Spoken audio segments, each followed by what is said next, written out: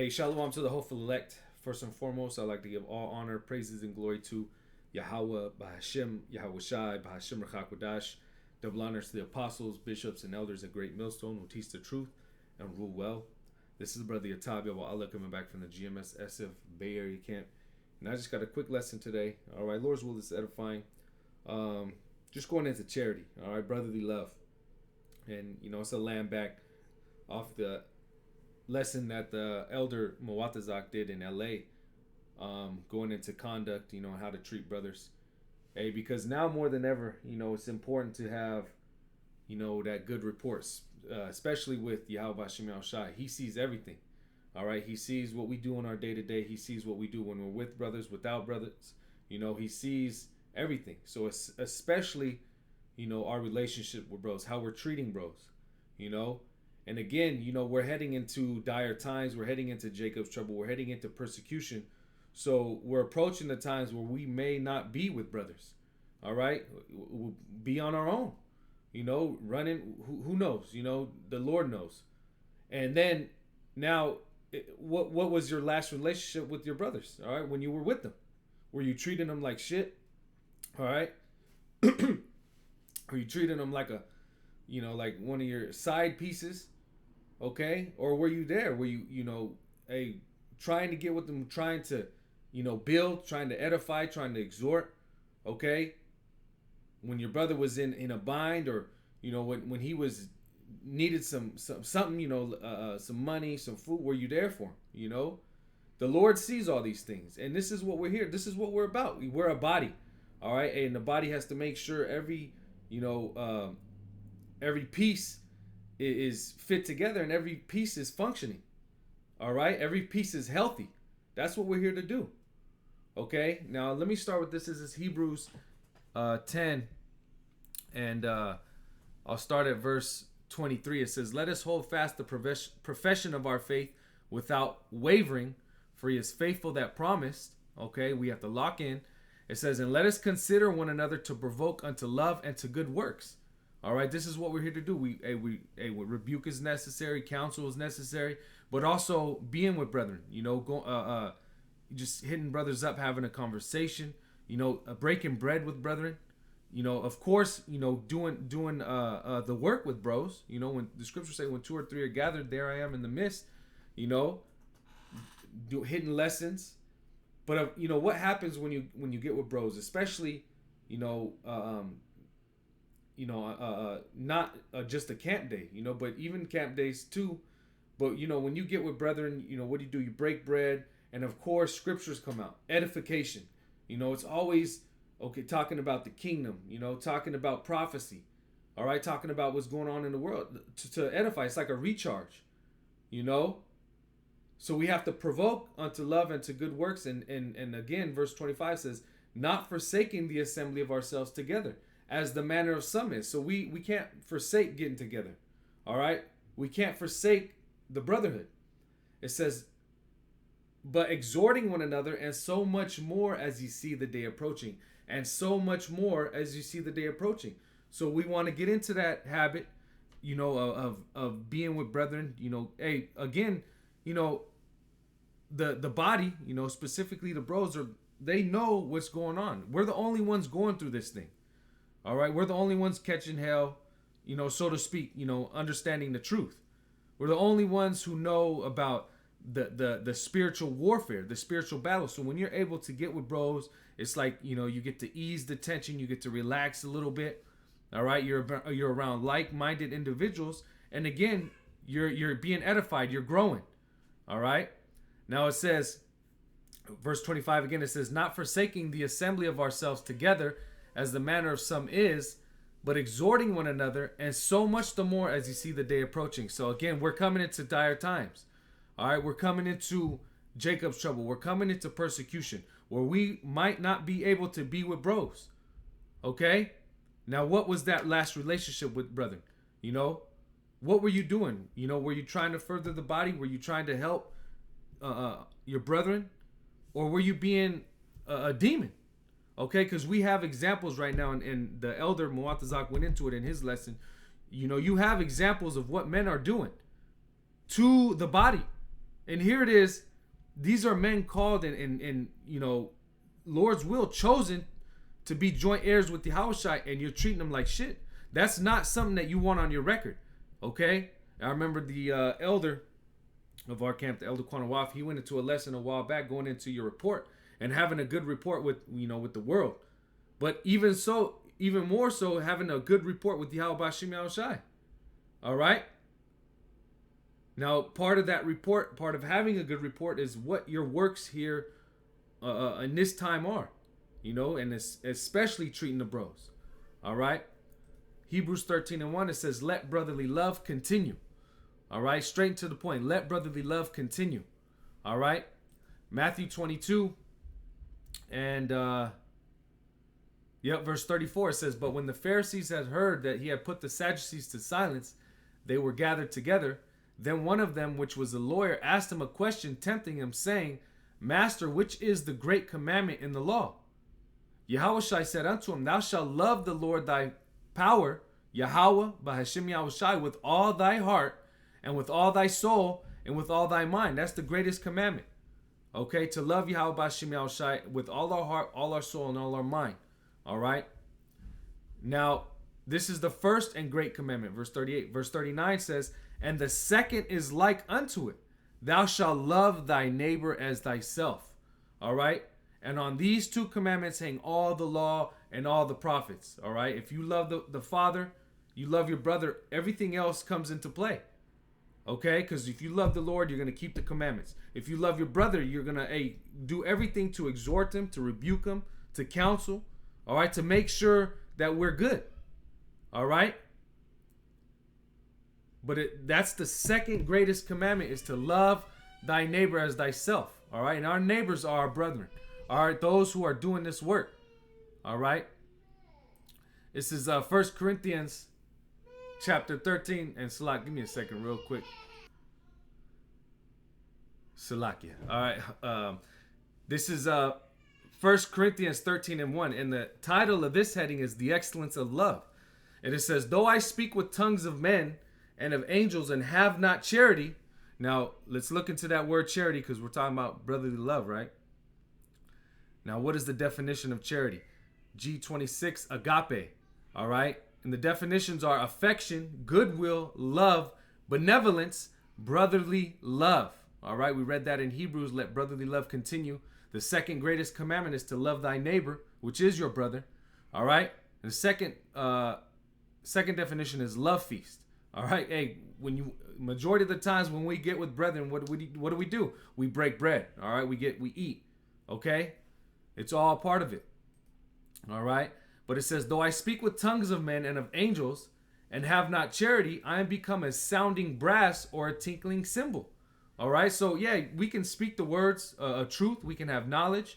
We can have wisdom. We can have the gift of gab, so to speak. But if we don't have brotherly love, what does it sound like?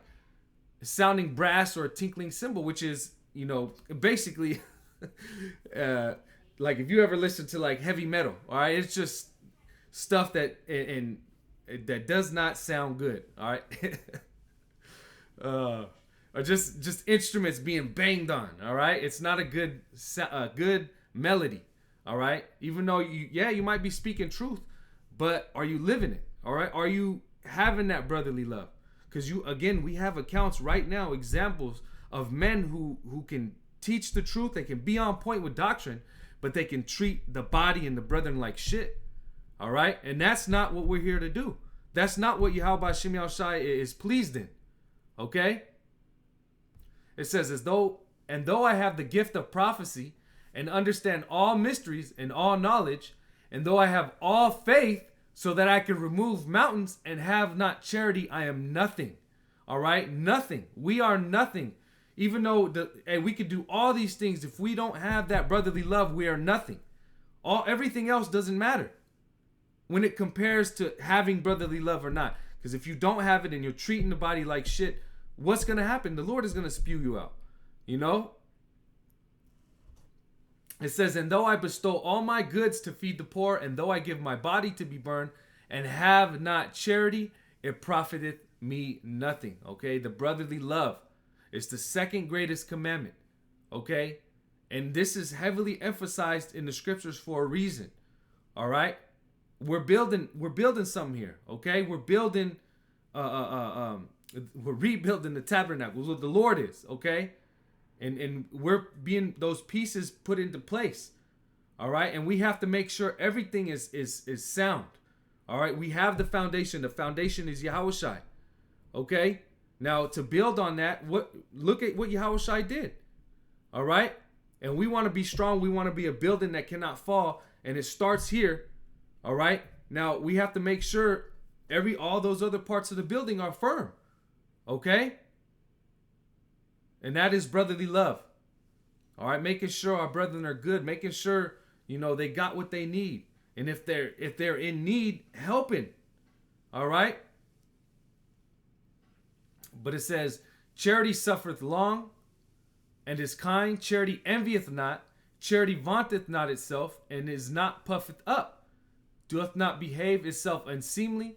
Seeketh not her own. Is not easily provoked. Thinketh no evil. Rejoiceth not in iniquity, but rejoiceth in truth. Beareth all things. Believeth all things. Hopeth all things. Endureth all things. Charity never faileth. But whether there be prophecies, they shall fail. Whether there be tongues, they shall cease. Whether they be knowledge, it shall vanish away. All right, but your works that you've done with your brother, that's not, the Lord sees that. Okay, that's part of our works, of getting out of here. The scriptures say we shall be saved by our faith and works. All right, and it also says that the Lord is not unrighteous to forget our works and labor of love. All right, roughly paraphrasing. Actually, let me get that because I don't want to butcher it. But bear with me real quick, and I'll jump back. It's Hebrews 6 and 10. All right, and I'll jump back.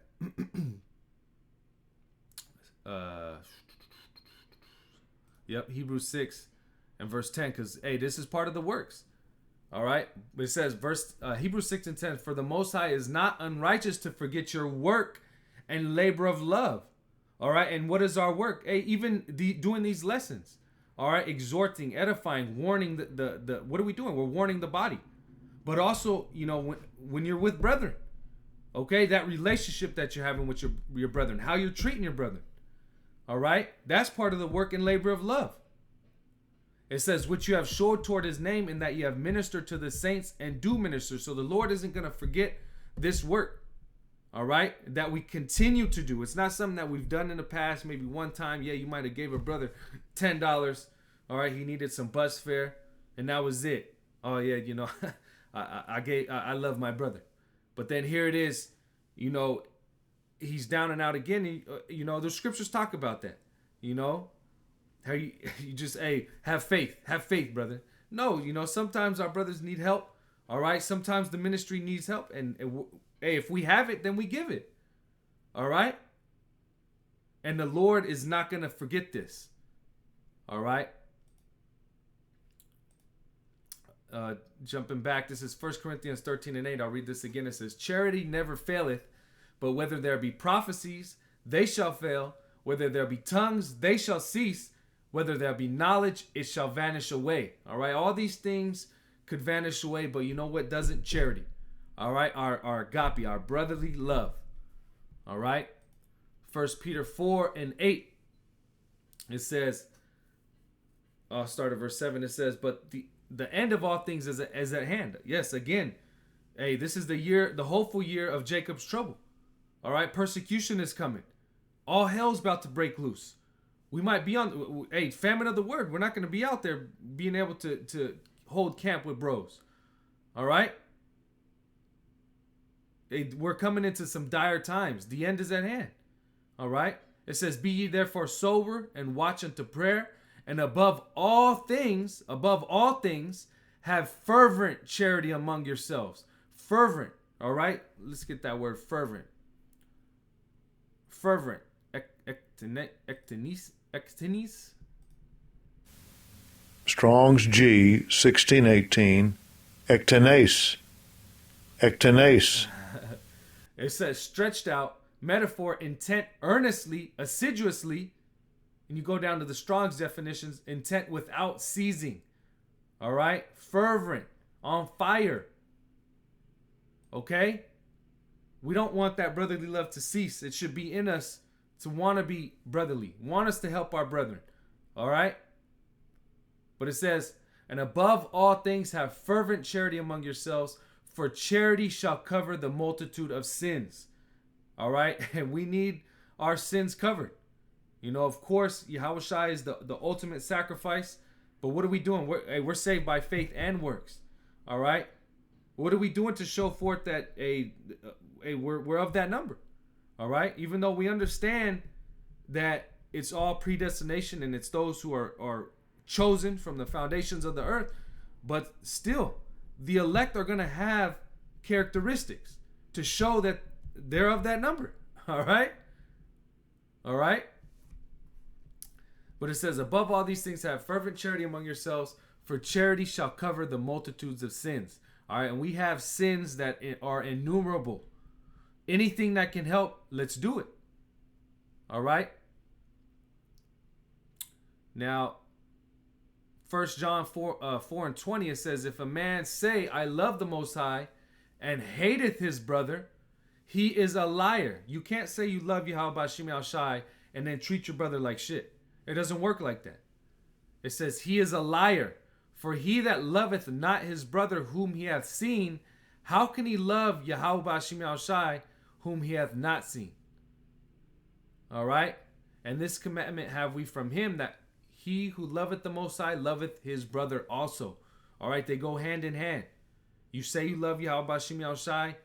You serve Yahweh Bashim Al Shai. Well, what are you doing to your brother? All right?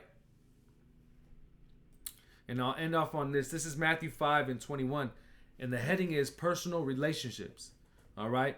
And it says, you have heard that it was said by them of old time, thou shalt not kill. And whosoever shall kill shall be in danger of the judgment. But I say unto you that whosoever is angry with his brother without a cause shall be in danger of the judgment. All right? We don't want to get judged. All right? And if you're angry with your brother without a cause, that's why we examine ourselves. All right? That's why we talk. All right? As men, you know, as becoming kings. All right? Lord's will, you know, we're of that number, but we're becoming a nation. We are a nation of kings and priests. All right? Part of being a king is what you counsel. There's very good communication. All right? And yes, we were into these bodies. All right? We were stripped of our heritage. We were forced, you know, religions and forced philosophies on us to where we can't communicate. All right? I mean, not can't, but where we lost that art. All right? But now, coming back to the truth, one of the art forms and forms of wisdom that we understand through these scriptures is the art of communication. Okay? Now, if we have any problems or brothers have problems with it, we're supposed to communicate that and be like men. All right? But it says, without a cause shall be in danger of the judgment, and whosoever shall say to his brother, Rakah, shall be in danger of the council. But whosoever shall say, thou fool, thou shalt be in danger of hellfire. Therefore, if thou bring thy gift to the altar, and there rememberest that thy brother hath aught against thee, leave there thy gift before the altar, and go thy way. First be reconciled to thy brother, and then come and offer thy gift. All right? Hey, and you know, we're making, now the sacrifice is what? Us presenting our bodies a living sacrifice. Us teaching and going out there and preaching the word. Now, if you're preaching the word, but you have an ought against your brother, the Lord is saying right here, it says, leave there the gift before the altar and go thy way. First be reconciled to thy brother. So be reconciled to thy brother and then come and offer thy gift. All right? Make sure the brethren are good. Make sure your relationships with bros is on point before you go to the altar. All right? Again, let brotherly love continue, and how much more heading into the end. All right? There's no excuse. And, you know, of course, you know, being men, you know, we do have, being in, you know, these bodies, we go off some, you know, a lot of times, you know, we do fall. But, you know, we're supposed to use the wisdom to communicate, Ask for forgiveness. All right? Talk as men. Okay? But yeah, again, hey, we want to have a beautiful relationship with the body. When we want to love our brethren. All right? Which is the second greatest commandment. Okay? But again, hey, Lord's will, this is edifying.